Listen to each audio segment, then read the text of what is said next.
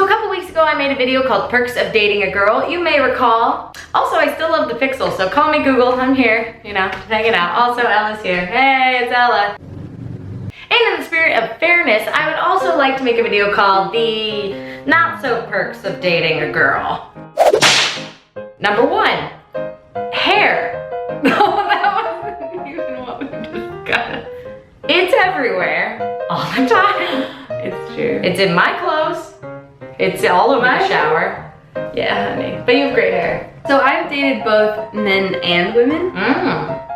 Delicious. First, not so perk, I really felt, and this is just honestly maybe a personal thing. I started comparing my body to her body, and specifically in our relationship, I started comparing my body to your body. Which is like, what are you gonna do? I got the body of a god. It's true. We have. It is true. She has such a good body, and she. True. It is true. I'm compact. You're small and cute. Like, what more would anybody want from a body? I don't understand. It was really hard, and I talked about it in therapy for a long time. In the process of me like talking about my like body and non-confidence and whatever, she referred me to YouTube videos. One of your videos was in part of the ones that she referred to me, and I was like, I don't need this from my own therapist. Do you have like a closing statement about like how you got past comparing our bodies, or like? I'm not past it. How many cats is too many cats? You know, like I'm pretty sure that if I just showed up with a third cat, you'd be all about it. I don't see why that's relevant to this list at all. Honey, I didn't know you felt that wet on your chest. I don't know, I was looking at it earlier. This is not so perks of dating an Ella. It's just dirty. It's soy sauce. You can share clothes. Yeah. Which is great. It's actually a perk, but then there's also a downside. Yeah, there's also a huge downside, right? Yeah, like for instance, if someone, like, let's say you have a specific event coming up and you have to pre-plan your outfits ahead of time, so in your mind, you're like, okay, I'll get back to LA, I'll grab this pair of black jeans, and then I'll be able to make it to this thing on time, and blah, blah, blah, blah, and then you arrive, and like for some reason, those jeans are just like, out of town. Somehow. Covered in soy sauce. Covered in soy sauce. Who knows? Your clothes mix and you forget what's yours, and you forget like what you have and what it's all our clothes. All I'm saying is I'm trying to put myself in your shoes. Whose shirt is this? It's yours. How hard do you try or ask or put in closet dividers or just kind of put things on different... If it fits, it fits. That's what I say. The next not so perk I would like to discuss is the following. I am a verbal processor. I do enjoy talking about our feelings. I enjoy having productive conversations about emotional subjects. And the thing is, I do too. So that's a lot. A lot. It's a lot. Yeah, especially if like one of us likes to have emotional conversations. It's a lot. Like we're always like discussing our feelings constantly. And some of us like to just have those feelings while we're talking about them. Yeah. And so it's like not even the subject is in question, it's just the expression. It's just feelings on feelings on feelings. I think I was subtly implying that you're more emotional. I'm not, because I think you are in a different way. What way? Here we go!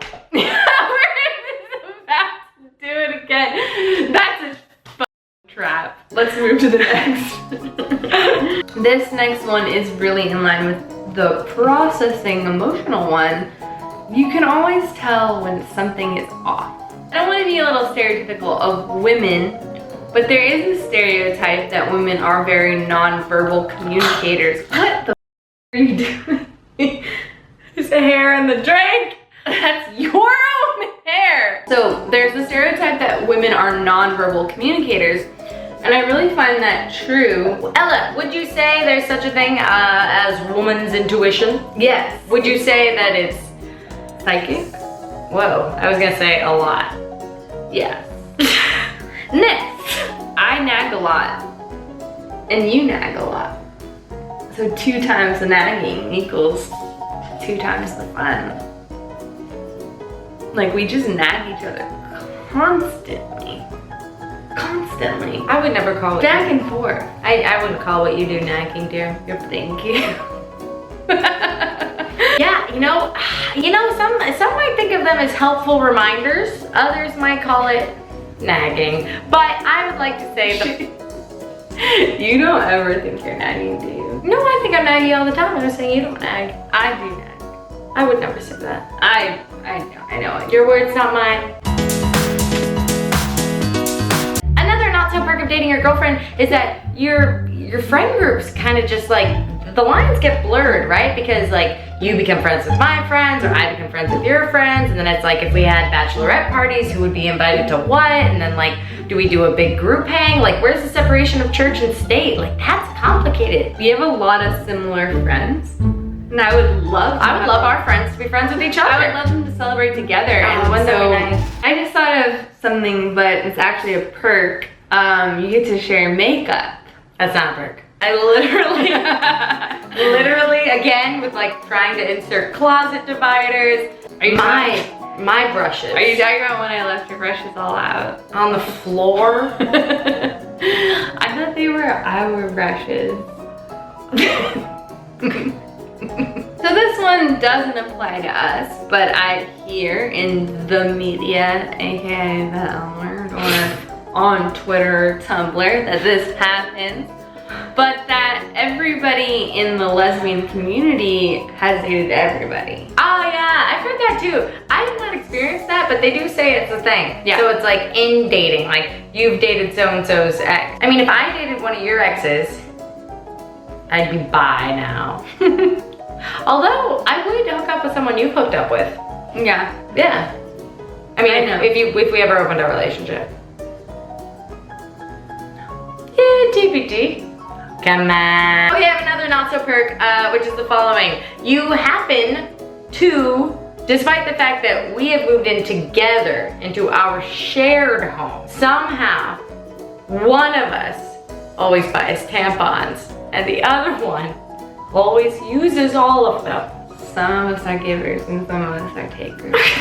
Some of us use Diva cups now, which I really, really like. I love a Diva cup. I +1 that. You don't.